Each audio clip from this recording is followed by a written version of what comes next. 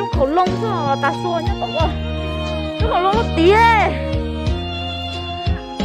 Nó tí hú ơi.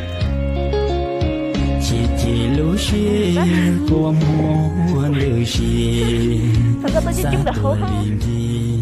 Ôi phơ à, có một chuyện sống chia mù chia đa, sẽ buồn nó ca sau thế lửa xì. Tô lũ xì của mùa bông trò, lo cha nhẹ chi mùa tô bao gió. Xa tuần thì mùa chia đa chia trò, nhỏ rộng xia của nắng chia to. Tuần thì mùa ít hơn mẹ à, chè hay lư chú trâu mẹ buồn xa. Lăng từ giờ vua tua cô tua cha, lo chỉ tua mua cho thì say ca.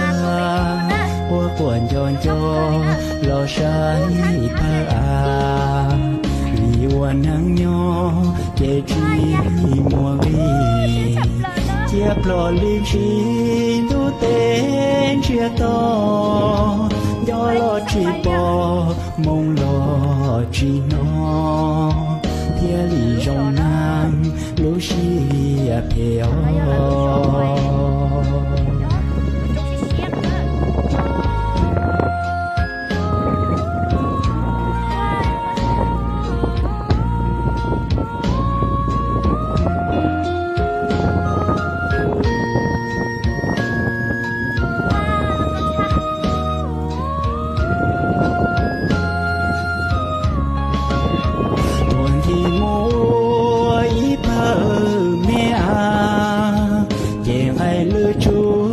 Trâu mẹ buồn ra lăng từ giờ vua tua cô tua cha, lo chỉ tua mua cho thì say ca.